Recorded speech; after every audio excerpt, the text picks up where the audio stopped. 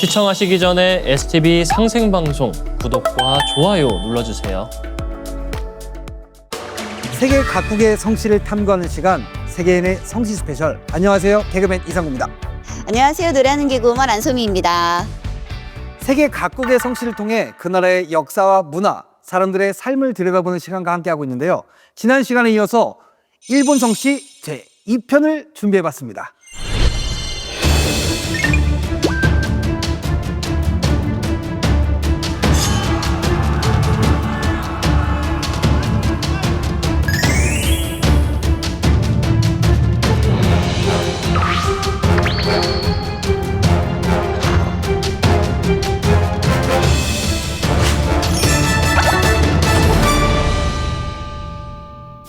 오늘도 지난 방송 때 함께해 주신 두 분을 모셨는데요. 일본 성씨를 오랜 시간 연구해 오신 이보순 팀장님과 이제는 일본 음식보다 한국 음식이 더 익숙한 분, 네. 리나 씨 모셔봤습니다. 어서 오세요. 어서 오세요. 자, 본격적인 이야기를 하기 전에 최근 일본에서 이슈가 되고 있는 일 하나 있죠? 네, 요즘에 이 일본 대지진 얘기가 많이 나오던데 이게 일본뿐만 아니라 우리나라에도 영향을 줄 수 있다고 합니다. 맞아요. 일본에서도 요즘 뉴스에 많이 나오고 있고 약간 부모님 걱정도 많이 되더라고요. 낭카이 트로프 대지진? 이게 뭐예요? 이제 일본 본토가 이렇게 있으면 그 남쪽 지역에 태평양 쪽 지역에 깊은 해구가 있거든요. 이제 그 지역을 일본어로 이제 난카이 트러프라고 해요. 그래서 난카이 트러프 대지진이라고 하는데 역사적으로 보면 이제 1707년에 그 규모 9.0 정도 되는 엄청난 대지진이 발생을 했거든요. 그리고 그게 터진 다음에 49일이 지난 후에 후지산이 터졌어요. 네, 그래가지고 그때 당시에 굉장히 많은 일본에서도 피해를 받고 이제 후지산 터지기 전에 생산했던 쌀 생산량까지 돌아오는데 90년이 나거든요. 90년이요? 와. 근데 만약에 그 난카이 트로프 대지진? 그게 지금 현재 일어나면 어떻게 되는 거예요? 지금 일본이 걱정하는 게 바로 그 점인데요. 이제 그때 1707년에 터진 이후로 300년 동안 그 지진은 있었는데 후지산이 터지질 않았거든요. 그래가지고 이번에 만약에 그 9.0급의 대지진이 터질 경우에 지진 자체에도 굉장히 큰 문제가 있고 거기에다가 후지산까지 폭발할 위험이 있다. 더군다나 300년간 쌓였던 마그마가 분출을 하기 때문에 그 도쿄가 이제 또 그 주변에 있잖아요. 그래서 일본 경제 자체가 이제 마비가 될 수도 있고 그렇게 되면은 일본 경제에 이제 밀접하게 관련되어 있는 이제 우리나라 경제라든지 이런 것들이 전체적으로 크게 흔들릴 가능성이 있습니다. 그러니까 일본의 재난이 단순히 일본만의 문제가 아니라는 걸 알게 되는데요. 근데 앞으로 이 상황을 좀 계속 주시해야 될 것 같아요. 그렇죠. 그럼 일단은 그 문제도 굉장히 심각하고 저희도 항상 이게 일본에 가면 사실 주변 분 항상 일본에 한 분씩 있잖아요. 네, 좀 이렇게 좀 안부도 서로 좀 물어보고 좀 해야 될 것 같아요. 네. 자, 그럼 이제 본격적으로 일본 성씨의 이야기로 다시 돌아가 보겠습니다. 네. 칼을 든 자 사무라이. 그들은 오랜 시간 일본의 상징으로 불려왔다. 사무라이는 사부라오, 즉 곁에서 모시는 자라는 뜻에서 비롯된 말이다. 그들은 칼을 들기 전부터 주군을 모시는 존재다. 그러나 사무라이의 뿌리는 일본 안에만 머물지 않는다. 고대 한반도, 배달국과 고조선 시대, 삼신을 모시고 수호하던 관직 삼시랑, 이는 고구려의 조의선인이나 신라의 화랑으로 이어졌다. 그리고 이 삼랑이 일본으로 전해지며 사무라이로 변형되었다는 해석이 제기되고 있다. 삼랑, 즉 삼시랑은 고대 한국에서 삼신을 수호하던 관직으로 신은 받들고 섬긴다는 뜻. 사무라이의 근본 정신은 이 시기에 형성되었다고 볼 수 있다. 가마쿠라 막보를 세운 미나모토노 요리토모는 이 정신을 계승한 대표적 인물로 사무라이 사회의 체계를 확립한다. 또 도쿠가와 이에야스는 가모족 후예로서 삼랑 문화를 이어받은 인물이다. 손자 이에미스는 니코 동조궁을 통해 사무라이 문화의 상징을 완성한다. 10세기 헤이안 중기 이후 일본은 전국 각지에서 반란과 혼란이 끊이지 않는 시기로 접어든다. 이 과정에서 사무라이는 귀족을 지키는 수호자에서 지방을 통치하고 군사를 이끄는 무사계급으로 성장한다. 그렇게 그들은 무기로 자신의 길을 열었고 권력의 중심이 된다. 네, 일본 성씨 이야기 중에서 제가 가장 궁금했던 부분이기도 한데요. 이 사무라이들, 그러니까 옛날에 일본 무사들은 어떤 성씨를 썼나요? 그리고 또 그들만의 특별한 이름 같은 게 좀 있었을 것 같아요. 무사들만의. 사무라이급은 이제 막부 정권이 시작된 이후에 일본에서 공식적으로 성씨를 쓸 수 있다고 인정을 받은 계층입니다. 그래서 15세기, 16세기 이제 그 이후로 이제 주로 이제 성을 만들기 시작을 했고요. 이제 사무라이 성씨 이제 대표적인 거는 이제 뭐 도쿠가와도 있고 뭐 타케다도 있고 그다음에 우에스기라든지 뭐 이런 그 장군들의 성씨가 있습니다. 아니, 도쿠가와, 다케다 약간 좀 낯설긴 한데 이 둘은 어떤 성씨인가요? 도쿠가와를 말씀을 드리면요. 이제 도쿠가와 같은 경우는 이제 에도 막부를 연 도쿠가와 이에야스의 이제 후손들로 이루어진 가문입니다. 도쿠가와의 도쿠는 한자를 덕을 쓰거든요. 그래서 그 인격과 이제 통치의 개념을 이제 거기다 넣고, 그 다음에 가와는 이제 내천이에요. 한자로 쓰면. 그래서 이제 자연 지리를 상징해 가지고 도쿠가와. 그래서 덕이 있는 이제 강 주변에 사는 사람이다라는 뜻이 있습니다. 그때 당시에는 이렇게 성씨에도 또 의미를 넣는 그런 것도 중요했기 때문에 일부러 그런 한자를 골라서 성씨를 만든 게 아닌가 싶어요. 오, 멋있어서 쓴 게 아니네. 저는 좀 약간 왠지 사무라이들하고 이름하면은 야, 우리는 이게 사무라이인데 멋있는 걸로 해, 멋있는 걸로. 그래서 멋있는 거 그냥 쓴 줄 알았지. 그럼 이제 진짜 그 권력자를 의미한 거네요. 그 이름은. 저도 약간 토쿠가와 이렇게 들으면은 권력자 그런 느낌 이미지가 있는데 제 친구 중에서 도쿠가와라는 친구가 있거든요. 오. 근데 외모는 그냥 흔하게 생긴 거예요. 말도 없고 너무 조용한 친구인데 그래도 약간 도쿠가와라고 이름을 들으니까 왠지 뭔가 권력이 있는 사람처럼 느끼는 거예요. 좀 신기했던 것 같아요. 그거 좀 조심해야 돼요. 그 친구 독보한테 갑자기 그리고 이게 말없이 이렇게 있다가 말없이. 무서워요.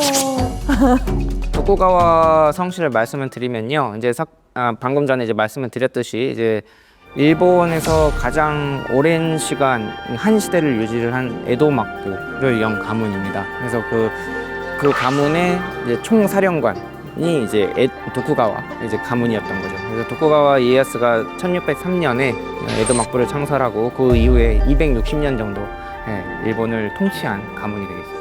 아니, 어떻게 한 가문이 260년이나 정권을 유지할 수 있는 거예요? 아니, 그러니까 그냥 이름만 전해진 게 아니라 실제로 계속 다스린 건가요? 예, 그렇죠. 우리나라 이제 조선시대 왕이 이렇게 세습되듯이 이제 도쿠가와 가문이 실질적인 총리 역할을 하면서 계속 이제 세습이 되어 왔어요. 그래서 이제 15대 쇼군 이제 도쿠가와까지 이어져 왔고요. 도쿠가와 가문은 자기네들의 권력을 실질적으로 유지하기 위해서 상킨 코타이라는 제도를 썼습니다. 뭐야?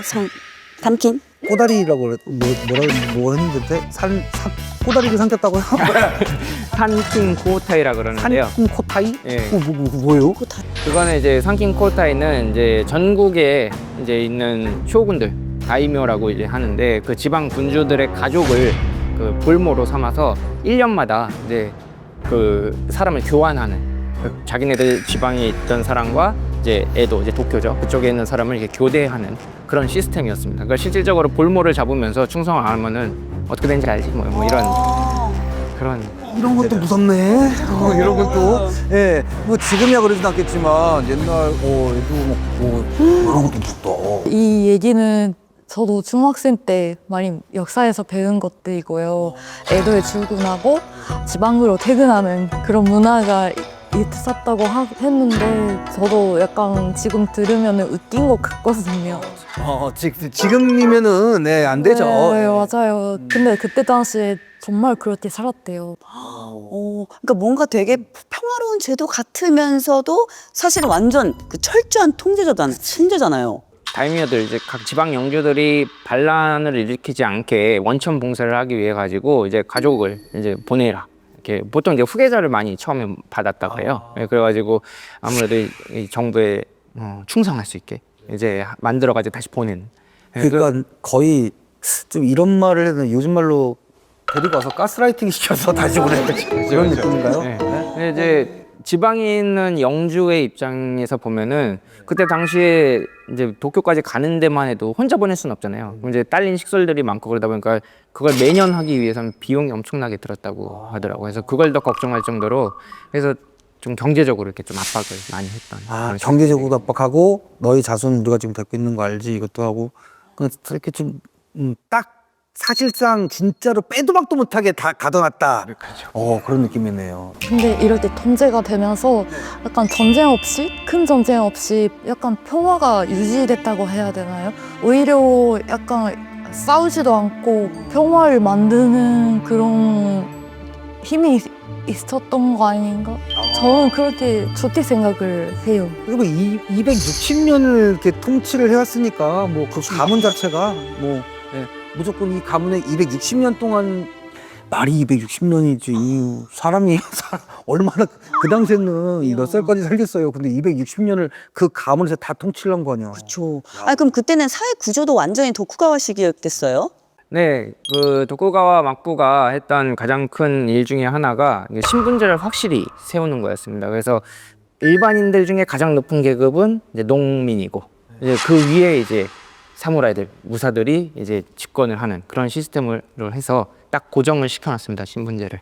영화나 이런 옛날 막부시대 영화 이런 것도 보면 사무라이는 누가 봐도 사무라이를 검을 차고 다니고 이렇게 딱 이렇게 뭐 발장 끼고 다닌다든가 뭐 이렇게 그렇게 딱 보면 무사 같잖아요. 그런데 이 평민들은 아무리 내가 뭘 잘해도 계급이 아닌 거예요. 네, 무엇을 하더라도 그 칼잡이들 앞에서는 무조건 딱 바닥에 기어요. 그런 시스템. 그 진짜 근데 바닥에 기는 거 영화에서 나와. 근데 그러면요 무사라는 직업을 일반 평민이 가질 수는 없어요? 거의 이해가 없어요. 그러니까 거의 세습으로 내려오기 때문에 그 아무리 뛰어나도 더군다나 에도 시대에 들어오면은 큰 전쟁이 없었잖아요. 그러니까 그 전까지는 전공을 세우면은 신분 상승을 할 수가 있는데 전공을 세울 수 있는 기회조차 없었기 때문에 전쟁이 없으니까 거의 그냥 정해진 대로 그냥 쭉 왔다고 보시면 돼요. 요건 또 우리나라는 또 옛날 시대 때 좀 비슷하긴 하네요. 한 번 노비로 태어났으면 뭐 평생 노비로 살아야 되고 이런 있잖아요. 예. 그건 좀 비슷하긴 하네요. 예.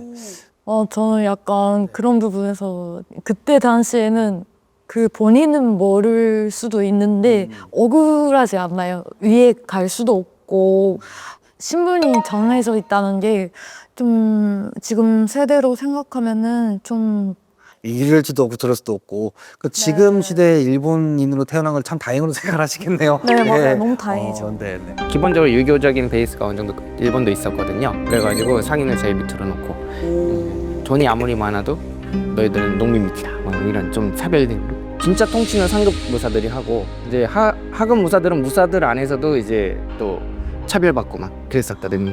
야, 이 이야기를 들으니까 옛날에 일본 코미디를 한번 본 적이 있는데 그게 이제 생각났어요. 그러니까 어떤 사람한테는 어떤 무사가 막대하는데 또 조금 더 좀 옷을 좀 더 화려하게 입은 무사를 보니까 그 무사가 막 이렇게 절절 절어. 근데 이 사람이 이러고 있다가 또 다른 무사가 또 절절 절어. 그러니까 무사 중에서도 이 계급이 있었네요. 근데요, 이 도쿠가와 가문이 그렇게 오래 유지됐던 이유가 뭡니까? 도쿠가와 막부는 이제 내부적으로는 이제 신분제와 이제 상킨 코타의 그 제도로서 이제 내부를 제어를 하고요. 외부로는 쇄국 정책을 펼쳤어요. 그러니까 외부의 영향력을 최대한 받지 않고 이제 안에서만 이렇게 살 수 있게 그런 식으로 시스템을 꾸렸기 때문에 260년이라는 긴 시간 동안 큰 전쟁 없이 이제 지낼 수 있었던 겁니다. 아니 그러면 260년을 그래도 15대에 걸쳐서 계속 세습이 됐던 거잖아요. 근데 뭔가 한순간에 뭔 사건이 있기 때문에 뒤집힌 거 아닐까요? 그럼 왜 도쿠가와 가문은 왜 몰랐겠어요? 그 이제 발화선이 된 게 이제 19세기 중반에 이제 미국이 이제 갑자기 일본에 개항을 요구하는 사건이 터지게 되는데요. 그 미국의 이제 페리 제독이라는 제독이 이제 검은 배를 끌고 와가지고 이제 도쿄 그 만 밖에서 막 포격을 한 사건이 있어요. 그걸 이제 검은 배 사건이라고 하거든요. 이제 그런 걸 당하면서 사무라이 검으로는 이제 제국주의 포탄을 당할 수 없다. 이제 그런 거에 이제 눈을 뜨기 시작을 한 거죠. 네, 보수적인 막부에 대한 실망감이 커져가지고 보수적인 막부를 무너뜨리고 왕으로 모든 걸 회귀시킨 다음에 좀 이제 세계화를 시키자라고 하는 운동이 생기게 됐어요.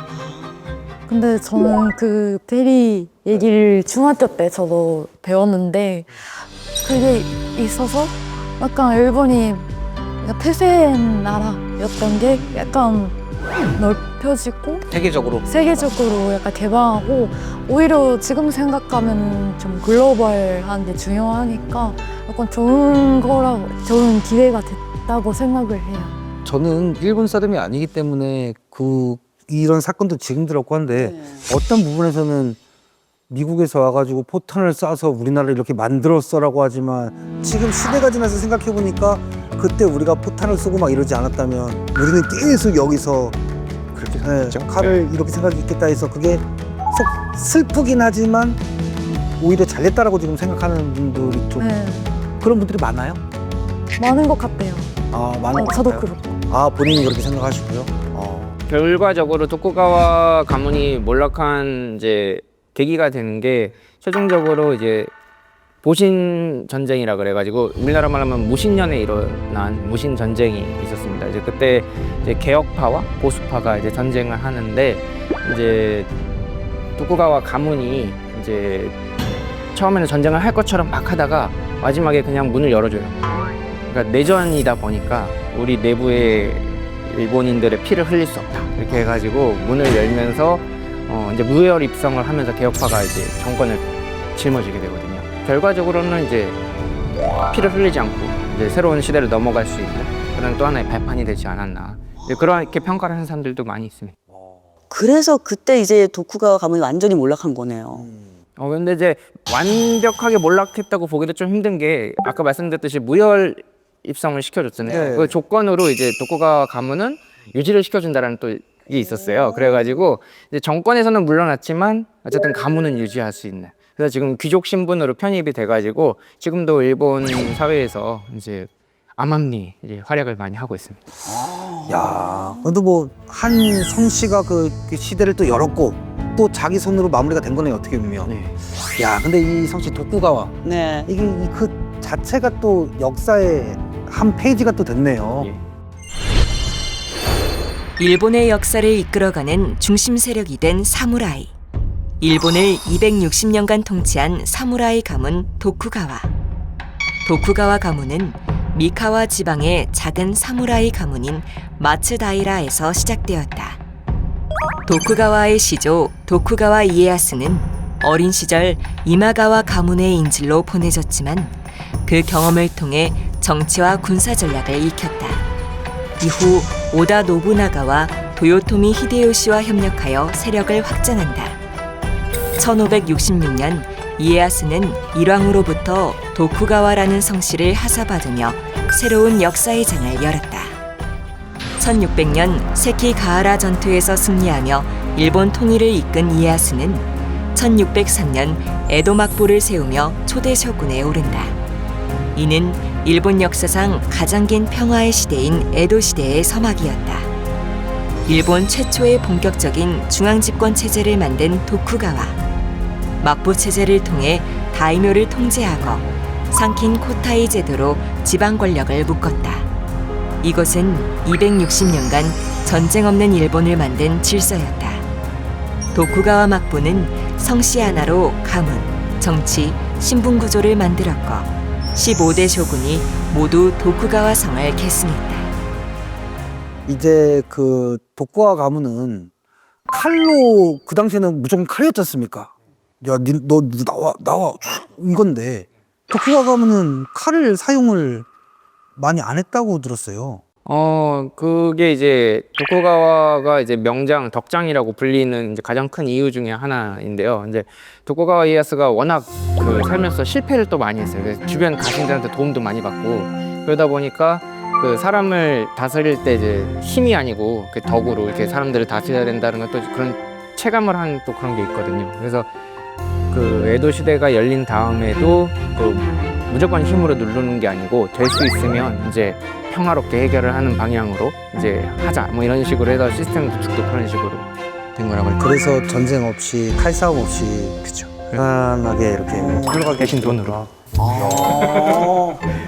좀 이렇게 좀 많이 나눠드렸나 보네요. 예, 네, 좀 이렇게 많이 나눠드렸나 보네요. 자, 그럼 도쿠가와에 대해서는 좀 많이 들었고요. 네. 그럼 이 다케다. 다케다 성씨는 또 어떤 가문일지 굉장히 궁금합니다. 다케다 성씨는요, 원래 이제 헤이안 시대에서부터 이어져 온 되게 유서인 깊은 이제 명문 가문인데요. 원 뿌리는 미나모토 가문이라고 합니다. 이제 미나모토 가문이라고 하는 건 이제 왕족이었는데 이제 내려온 가문이거든요. 그러니까 원래 왕족이었던 거죠. 네, 그래서 그 시족들이 점점 이제 분파되는 과정에서 나온 게 이제 다케다 가문. 그럼 다케다 가문이 그 일본 역사에서 본격적으로 활약한 시기가 언제인 거예요? 아무래도 이제 두각을 드러내기 시작한 거는 이제 전국 시대에 들어서면서고요. 그 카이국이라고 하는 지금 이제 야마나시 현이 되겠는데요. 그 야마나시 현을 본거지로 삼아가지고 이제 다이묘, 대명이라고 써서 다이묘라고 하는데 그 대영주죠. 지금 쉽게 얘기하면 그 대영주의 대표가 이제 다케다 가문이 있어요. 그래서 그때 이제 다케다 신겐이라고 하는 이제 명장이 있었는데 그때 이제 카이의 호랑이라고 불릴 정도로 정말 그 모든 무장의 대표로 불릴 정도로 굉장히 뛰어났다고 하거든요. 네, 그런 사람도 이제 배출한 가문입니다. 이름부터가 카이의 호랑이면은 이름부터가 좀 예사롭지 않은데 어떤 전술을 쓰고 그런 무장이었길래 그런 별명이 붙었어요? 호랑이. 이제 그때 당시까지만 해도 일본은 이제 보병 위주의 이제 전투를 많이 했는데요. 다케다 신게는 처음으로 이제 말을 이제 기본적인 전술로 활용하는 그 명장이었다고 해요. 그리고 전략가여가지고 굉장히 그 화려한 전술을 많이 써가지고 이제 호랑이라고 이제 이름이 많이 들어갔습니다. 그리고 가장 유명한 게 전투 중에 하나가 이제 카와나카지마노 타타카이라 그래가지고 이제 그 전투가 하나 있는데요. 그 전투는 이제 좀 교과서에도 나올 정도로 굉장히 유명한 명승부 중에 하나. 니나 씨도 다케다 신겐에 잘 아세요? 네, 사무라이로 너무 유명한 사람이죠. 사무라이라고 하면 다케다 신겐. 그 정도로 유명한 사람이고, 다케다 신겐 하면 빠뜨릴 수가 없는 게 바로 금광 개발이고. 금강 개발. 전쟁을 하려면 돈이 필요하잖아요. 그래서 다케다 신겐은 금광을 개발해서 경제력을 강화했어요. 금강을 개발해가지고. 금강 개발은 네. 당연히 경제력이 쭉 올라가지 그 나라가. 근데 다케다 가문이랑 도쿠가와 가문은 둘이는 좀 어떤 관계예요?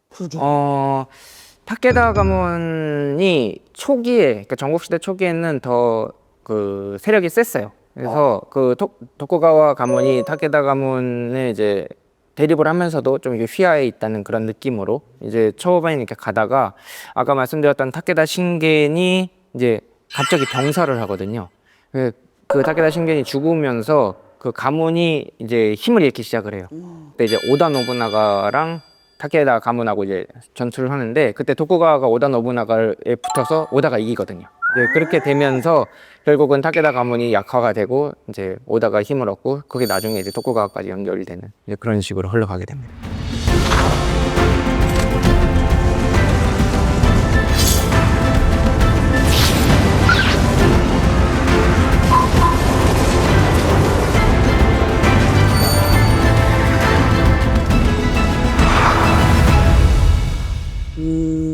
약간 이 다케다 가문도 한때는 약간 강력했지만 그래도 결국 역사 속으로 약간 사라졌는데 지금은 그럼 다케다 성을 가진 사람은 없나요? 아니요, 다케다라는 성 가진 사람 엄청 많아요. 많아요? 네, 흔히 듣는 이름이지 않나요? 흔히 듣죠. 예, 많이 있습니다. 그 다케다 제약이라고 해서 또 유명한 그 약 회사가 있어요. 예, 그래가지고 그 이제 아무래도 다케다다 보니까 거기서 이제 같이 이제 다케다 신겐의 후손이다 뭐 이런 얘기도 들리고.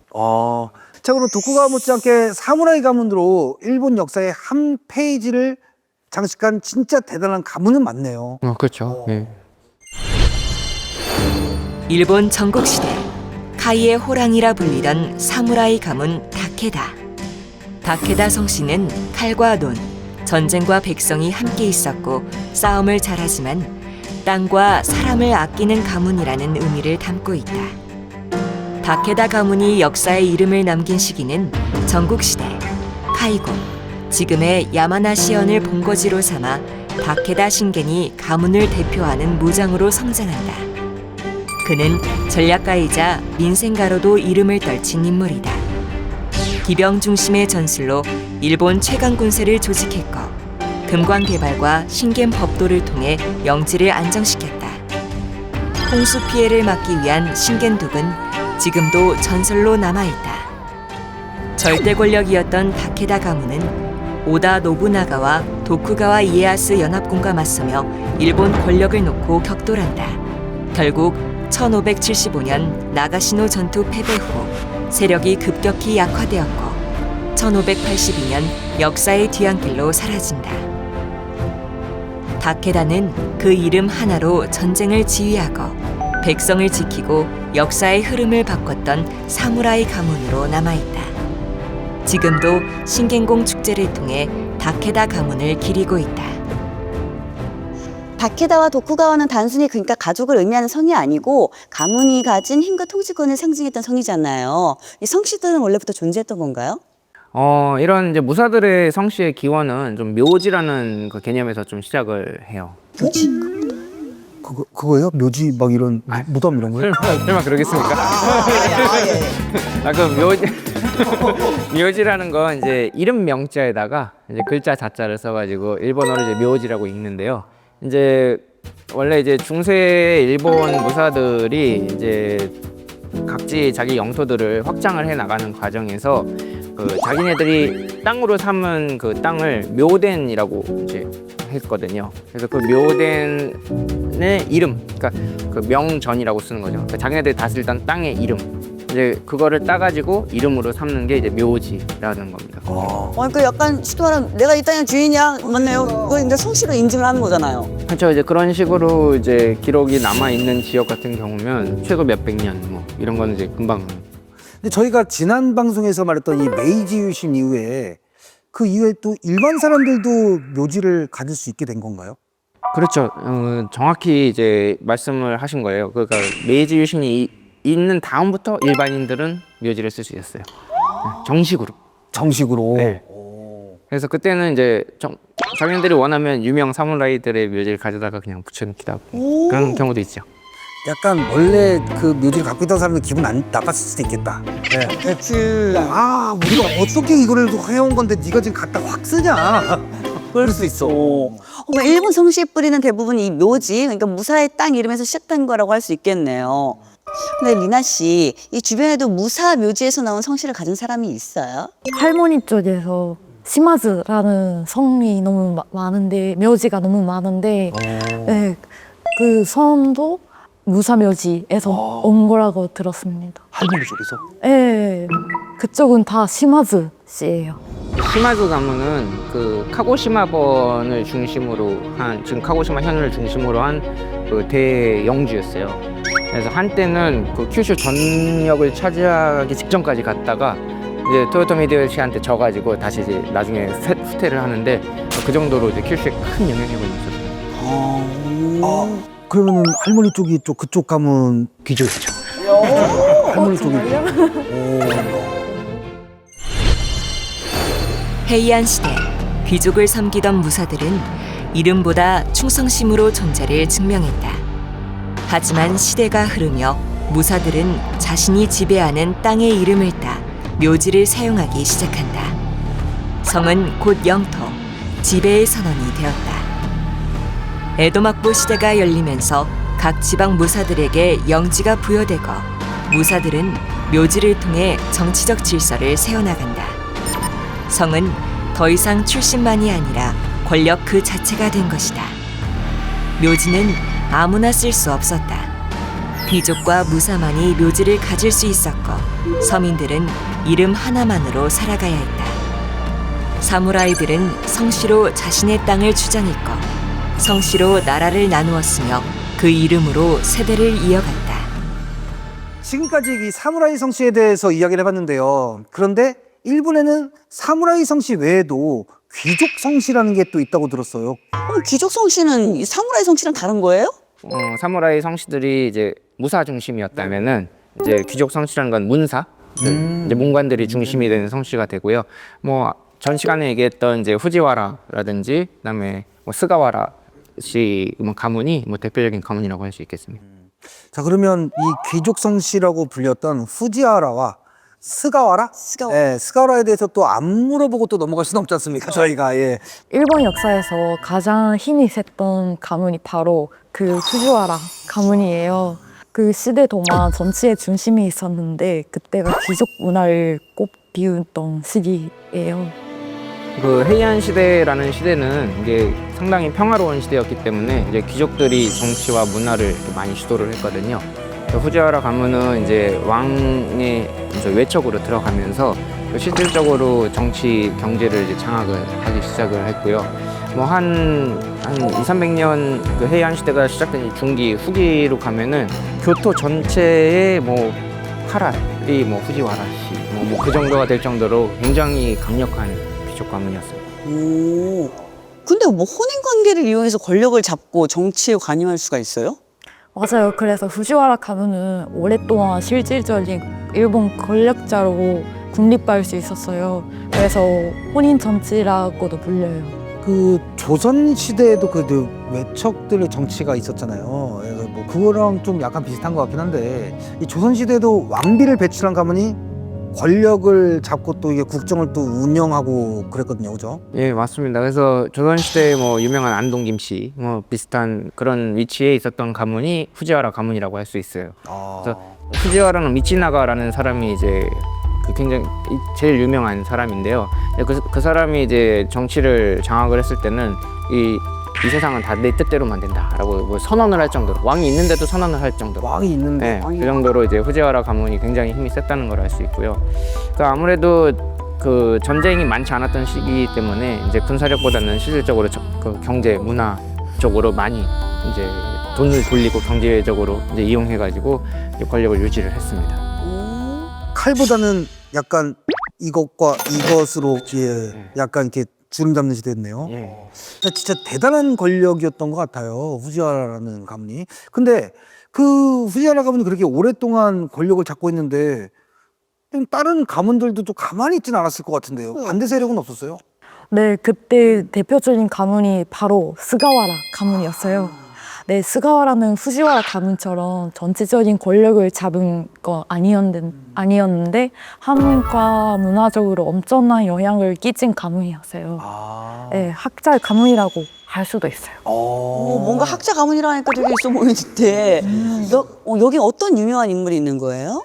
스가와라는 미치자네라는 인물이 대표적인 인물이라고 할 수 있습니다. 일본에서는 지금도 학문의 신으로 모셔지고 있는 사람이에요. 학문의 신으로 모시는. 그래서 그 일본 전국에 이제 텐만구라고 해서 이제 신사 종류 중에 하나가 있거든요. 이제 거기는 거의 대부분이 이제 스가와라는 미치자네를 모시고 있습니다.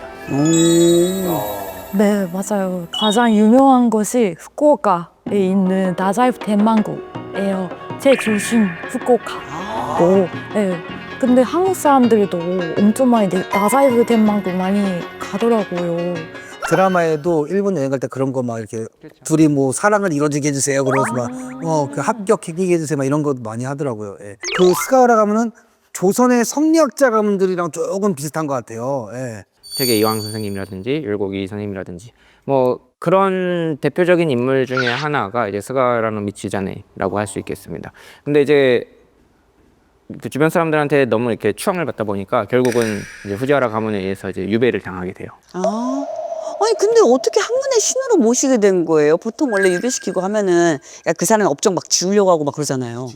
스가와라는 미치자네가 이제 유배된 다음에 이제 후지와라 가문 사람들이 갑자기 의문사를 한다든지 갑자기 병에 걸린다든지 그리고 나중에 이제 미치자네가 죽은 다음에 교토에 갑자기 막 벼락이 막 연속해서 친다든지 전염병이 돈다든지 이런 일들이 계속 생기거든요. 그러다 보니까 이제 사람들이 이제 스가와라는 미치자네가 죽어가지고 하느님 천신이 됐다 뭐 이렇게 해가지고 이 신으로 모시는 것이 이제 시작이 됐습니다. 후지와라 가문은 이제 정치와 권력으로 이제 일본을 지배하는 방식으로 일본에 영향력을 미쳤고요. 이제 스가와라라는 가문은 이제 학문 중심으로 이제 일본에 큰 영향을 미친 이제 가문이라고 할 수 있겠습니다. 일본의 귀족 성씨는 사무라이 성씨와 다른 기원을 가진다. 일본 귀족은 전장을 누비는 무장이 아닌 궁정에서 정치와 문화를 다스리는 문관이었다. 그 대표 가문이 바로 후지와라, 스가와라다. 헤이안 시대 일본 최고의 귀족으로 군림한 후지와라. 그들의 권력은 혼인 정치에서 시작됐다. 왕실과 혼인 관계를 맺으며 왕의 외척으로서 왕권을 좌지우지한다. 왕의 피보다 왕의 장인이 더 강한 시대였다. 가문의 전성기를 이끈 인물 후지와라노 미치나가. 그는 왕이 아니었지만 왕보다 강했다. 군사 없이도 권력을 얻었고 문화와 문학으로 시대를 이끌었다. 정치가 아닌 학문으로 인정받은 가문 스가와라. 그 중심엔 스가와라노 미치자네가 있었다. 유학과 문학에 능했던 그는 후지와라 가문에 맞서 지식으로 국가를 바꾸고자 했다. 그러나 권력 앞에 무너졌고 결국 유배를 당하게 된다. 하지만 미치자네가 유배된 후 왕실과 후지와라 가문엔 벼락과 재난이 끊이지 않는다. 사람들은 그를 원혼으로 두려워했고 결국 그를 학문의 신으로 숭배하기 시작한다. 오늘날 후지와라와 스가와라는 더 이상 정치 권력이 아니다. 하지만 그 이름은 여전히 명문의 상징이고 한 시대를 증명하는 증거가 된다. 아니 근데 그렇게 잘 나가던 귀족 가문들이 왜 사라지게 된 거예요? 결국은 이제 내부 갈등으로 이제 서로의 힘을 이제 깎아 먹은 거죠. 예, 그러다 보니까 이제 나중에 이제 지방 세력들이 점점 힘을 더 갖게 되고 그러다 보니까 무사들이 점점 대두가 돼서 사무라이 시대로 이렇게 점점 자연스럽게 넘어가게 되는 그런 과정을 겪게 됩니다. 그럼 그렇게 이제 귀족 중심 사회에서 무사 중심 사회로 이제 넘어가는 흐름이 만들어지네요, 진짜. 네, 그러면서 이제 전국 시대가 되면 이제 오다라든지 다케다라든지 도쿠가라든지 그런 지금 사무라이의 성씨들이 이제 대두가 되기 시작하는 거예요. 이런 귀족 성씨하고 사무라이 성씨하고는 이게 뭐가 어떻게 다른 거예요? 두 계층은 이제 서로 성씨를 쓰는 목적도 조금 달랐고요. 이제 상징성도 조금 달랐습니다. 그래서 귀족들의 성씨는 아무래도 이제 문화, 예술, 관료 이제 중심의 이제 정치적인 색깔이 강했고 고대 왕족이나 천황의 후손들도 꽤 많이 있어요. 네, 그 반면에 이제 사무라이 성씨는 아무래도 지방 중심, 기억 중심, 그 다음에 전투 중심, 좀 그런 이미지가 이제 굉장히 강하죠. 아, 그래서 일본 사람들이 상대방의 이 성만 듣고도 이 사람은 귀족 가문 출신이구나. 이 사람은 무사 가문 출신이네. 이렇게 하고 짐작할 수 있는 거네요. 근데 지금은 사실 이제 계급 사회가 아니잖아요. 근데 아직도 이런 그 구별이 남아 있습니까? 지금은 신분 제도가 없잖아요. 그래서 성씨를 계급으로 나누지는 않는데, 근데 스가와라 하면 학자 가문인, 아니면은 다케다 하면 무사 집안인가? 그렇게 생각할 수도 있는데 성씨에 엄청 관심이 많은 친구들만 그렇게 생각하는 거고 보통 대부분 사람들은 그런 신경 안 써요. 그러면 성씨에 좀 약간 성씨에 대해서 좀 약간 좀 아는 친구들은 스가와라? 다케다? 뭐 이렇게? 원래 사무라이 집안이야? 그렇게 얘기할 수도 있는데 보통 그렇게 생각을 많이 안 해요. 이 유명한 일본인 분들 중에서 이 귀족 성씨 출신이라든지 아니면 뭐 사무라이 성씨 출신 누가 있어요? 혹시 데스노트 데스노트 알죠? 아시죠? 거기서 나오는 야가미 라이토 역할을 하는 후지와라 타츠야라는 배우 혹시 아시나요? 알죠, 당연히 알죠. 그 사람 그러고 보니까 지금 들어보니까 타치야가 후지와라 타치야구나. 맞아요. 그 사람이 실제로 귀족 계급일 수도 있어요. 그리고 스가와라 성씨를 가진 스포츠 스타도 있어요. 일본 축구 선수는 스가와라 유키나리 선수. 예, 그 사람도 스가와라예요. 그것도 궁금해요. 그럼 무사 가문 출신으로 유명한 분 있어요? 사나다 히로유키라는 사람이 있는데요. 그 사람이 사나다잖아요. 그래서 사무라이 가문일 수도 있거든요. 근데 재밌는 게 그 나오는 영화가 라스트 사무라이거든요. 그래서 혹시나 관련이 있을 수도 있잖아요. 그쵸. 일본 전국 시대의 최고의 명장이라고 불렸던 사나다 유키무라라는 그 사무라이가 있는데 그 사람의 후손일 가능성이 있는 거죠. 그것도 역시 가능성이네요. 가능성이 어쩔 수 없어. 이제는 내가 이런 가문이야라고 얘기를 해도 증거대봐. 그렇지. 홍보 잠깐만. 근데 알고 봤더니 그 가문이 아니네. 그럴 수도 있고. 가능성이 있다는. 가능성이 있죠. 네. 맞죠. 예, 뭐 역사적으로 일본은 계속 이제 전쟁이 많이 있었기 때문에요. 그것도 성씨에 굉장히 많은 영향을 물론 줬습니다. 그래서 전국시대 같은 경우는 이제 여러 가문들이 서로 싸운 거기 때문에 많이 생기기도 하고 많이 없어지기도 하고, 또는 이제 완전히 없어지는 거를 피하기 위해서 싸움에 졌을 때는 이름을 바꾸기도 하고, 뭐 그런 식으로 해서 성씨가 계속 새로 생기고 늘어나고 뭐 그런 식으로. 예. 목숨을 유지하려고 성씨가 생기는 경우도 있는 거지. 성만 들으면 대충 어느 출신이고 누군지 아는 시대였기 때문에 그 성을 안 바꿀 수가 없는 거예요. 내가 가문을 유지하기 위해서는 그 성을 바꿔서 이제 전혀 모르는 이제 이걸로 바꿀 수밖에 없는 그런 입장이었어요. 그러면 비슷한 질문이긴 한데요. 만약에 제가 혼자 살아남은 그 무사히 입장이 아닌, 가문의 누구 입장이 아닌 내가 만약에 이겼어요. 근데 거기에 가문을 아예 말살시켜 버릴 수도 있는 건가요? 없어질 수도 있는 건가요?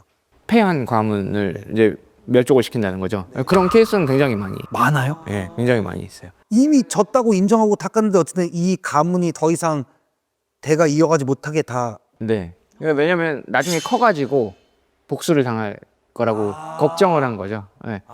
그렇기 때문에 기본적으로 멸족이었어요. 아, 여기서 시작할 수도 있겠다. 아버지의 원수는 왜 나무 다리에서 만난다든 뭐 이런, 여기서 맞아요. 살려뒀더니 나중에 가문일 수도 있고. 심지어는 이제 에도 시대는 평화로운 시대였지만 칼부림을 할 수 있는 가장 큰 명목이 그 복수였어요. 그건 칼부림을 해도 법적으로 보호를 받아요. 법적으로 보호를 받는다고 칼부림을 했는데? 네. 오, 마음에 드는데? 저기요. 소미 씨는 아까 그 얘기했을 때 이런 얘기했잖아요, 소미 씨가. 만약에 제가 그 시대에 태어났으면 저는 귀족 씨, 무조건 사무라이 성씨를. 자. 어떤 또 일본의 그 영화에서 봤는데 결투를 신청을 할 때 네, 네. 내가 쟤를 꼭 이겨서 우리 가문에 복수를 할 거야. 그러면 몰래 있다가 뒤에 가서 자객으로 촥 이렇게 할 수도 있는데, 네, 그렇죠. 네. 이봐, 누구, 나 어디 누구야, 너에게 결투를 신청한다 해놓고 그러고 복수하거든요. 네, 네. 그게 이제 무사도라 그래가지고 그 무사들이 또 굉장히 유교를 많이 공부를 했다 그래요. 그래서 그 정정당당함이 굉장히 중요한 덕목 중에 하나였어요. 네, 그래서 사무라이라는 말 자체가 선비 사자의 뜻이 있거든요. 그렇기 때문에 칼잡이면서도 선비였던 거예요. 그러니까 그 도를 굉장히 중요시 여기고 예의를 중요시 여기고, 그런 게 또 교과서도 있었어요. 네, 그 무사라는 사무라이라는 사람들은 이런 거를 지켜야 된다고 하면서 아침에 일어나서 머리를 꼭 빗고 매력있다. 다 올려가지고 정장 깔끔하게 하고 아, 이런- 벌써 귀찮아. 나 사무라이 안 할래. 아, 사무라이 안 할래. 벌써 아침부터 일어나서 그 머리 또 긴 거 머리 이렇게 묶어서 이렇게 막 옆에 밀고 가운데만 지루해서 또 묶고 또 단정하게. 네. 영화에서 나오는 그 사무라이들 보면요, 머리 한 올도 안 삐져 나와. 맞아요. 다 이렇게 돼 있어. 그래야 돼요. 깔끔하게 옷도 딱 다서 너무 입고. 좋아, 너무 좋아. 너무 귀찮아 벌써부터. 그럼 반대로 전쟁에서 승리하면 성씨가 또 새로 생기기도 했겠네요? 맞아요. 도요토미 히데요시는 원래 성이 없었대요. 어? 근데 전국 시대를 통일하면서 성이 생겼대요. 근데 원래 이름은 전혀 다른 이름이고 하시바 히데요시였대요. 다른 사람 같지 않나요? 하시바 히데요시 하니까 되게 다른 사람 같은데요? 토요토미 히데요시 같은 경우는요, 일본에서는 출세의 신으로 모셔져요. 출세? 예, 그러니까 평민으로 태어나서 그 이제 왕까지, 그러니까 천하를 통일한 그 사람이기 때문에 그 유일한 사람이거든요. 일본 역사 통틀어서. 그러네요. 그렇기 때문에 처음에는 정말 그냥 아무 이름도 없다가, 그래서 처음엔 그냥 원숭이라고 불렸어요. 오사로 이렇게 불렸어요, 오다한테.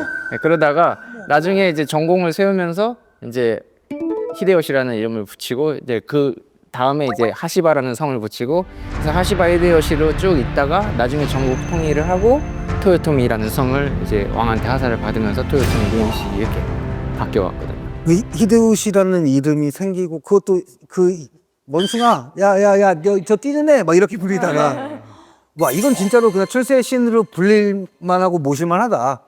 일본들이. 야, 근데 이거 왕한테 천하 통일을 하고 나서. 네, 천하 통일 한 다음에 이제 이랑한테 그걸 올려가지고, 나 천하 통일 했으니까 나한테 이제 증거로 성을 내려달라 이렇게 해가지고 이제 토요토미로. 이런 건 진짜 신기해. 이런 성씨는 이건 신기해. 이제 어디 가서 영화를 도요토미 히데요시 막 이런 얘기 나오면, 야, 저 사람이 원래 원숭이였어. 야, 걔 이렇게 불리던 사람이야. 근데 천하통일을 처음 들었다. 이거 되게 신기하네. 고마워요, 리나 씨. 그러면은 그 전쟁뿐만 아니라 이 신분 상승을 위해서 또 성씨를 바꾸는 경우가 있어요? 이제 많지는 않은데요. 이제 전쟁 시대는 꽤 많았죠, 물론. 이제 전쟁 시대, 이제 전국 시대 때는 이제 자기가 예를 들어서 상인 계급이었는데 그 누구 사무라이를 구해줬어요. 그래가지고 사무라이가 네, 부하를 삼겠다 해서 하급 사무라이로 되면서 성씨를 바꿨다든지 이제 그런 경우도 있고요. 이제 에도 시대 때는 오히려 사회가 안정이 됐잖아요. 그러니까 그러다 보니까 새로운 성씨를 갖기가 힘든 거예요. 이제 특히 이제 에도 시대 후기라든지 그 메이지 유신 이후에 이제 성씨를 바꾸는 경우가 있었는데요. 이제 무사 계급으로 올라가기 위해 가지고 그 전까지 일단 성씨를 좀 바꾸고 유명한 성씨를 바꾼다든지 또 이제 현지에서 유명한 이제 성으로 바꿈으로써 이제 좀 유력 가문임을 좀 과시하고 싶었던 뭐 그런 사람들은 그럴 때 되게 많이 있었습니다. 요즘에 일본 그 사무라이들에 대한 다룬 영화들을 다 보지 못했지만 이게 줄거리를 요약해놓은 것들을 좀 많이 보다 보니까 우와 저랬다고? 에이 설마 저랬다고? 그런 얘기를 지금 직접 들으니까 난 너무 신기한 거야. 아 진짜 그랬구나. 남아서도 듣고 가세요 그럼. 네. 남아서? 이따가 제가 따로 전화 한번 드리겠습니다. 네. 진짜 궁금한 게 사실 많거든요. 성을 2번, 3번 바꾸는 사람도 있을까요? 막 이런 것도 궁금하고. 있죠. 예. 특히 이제 메이지 유신 때 같은 경우는 닌자 같은 활동을 한 사람들이 실질적으로 있거든요. 그러면 자신들의 이름을 밝히면 그 아무래도 반대로 암살당할 가능성이 크기 때문에 그 임무 때마다 이름을 바꿨다 그래요. 이제 성도 다 바꿔서 이제 새로 쓰는 거죠. 그런 경우가 알고 있었어요, 많이. 네, 오늘 저희가 살펴본 사무라이 성씨와 귀족 성씨, 성씨를 통한 일본의 역사와 그 안에 담긴 역사적인 사건까지 정말 흥미로운 이야기가 많았던 시간이었습니다. 네, 이 성씨라는 게 단순히 이름이 아니라 그 집안의 역사와 신분이 다 드러났다는 게 세상 놀랍게 느껴집니다. 네. 별로 안 놀라신 것 같은데요, 지금. 자, 오늘 함께 해주신 이보승 팀장님 그리고 리나 씨께도 다시 한번 감사드립니다. 저도 일본에 가면은 친구들 성을 보고 이 사람 사무라이 아니야? 생각할 수도 있어요. 너무 흥미를 많이 가졌고 제 성이 뭔가 어떤 가문인지 궁금하기는 해요. 할머니한테 전화해서 물어보세요.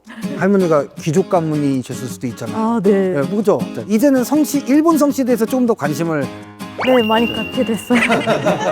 네, 오늘 너무 즐거웠습니다. 네. 우리 팀장님은요? 저도 그 멀리 와가지고 이제 여러분들과 함께 이렇게 일본 역사에 대해서 또 이야기를 나눌 수 있게 돼서 정말 기뻤고요. 성씨라든지 역사를 조금만 보면은 우리나라와 일본은 굉장히 사이좋게 지냈던 시간이 오히려 더 길거든요. 이제 뭐 그런 거를 이제 조금씩 앞으로는 이야기할 기회가 생겼으면 좋지 않겠나 생각을 합니다. 오늘 우리 이보신 팀장님 때문에 진짜 덕분에 정말 많이 배웠습니다. 그러니까 성씨는 단순히 개인을 구별하는 이름이 아니라 한 사회의 역사와 문화를 담고 있는 이 중요한 기록이 되는 것 같아요.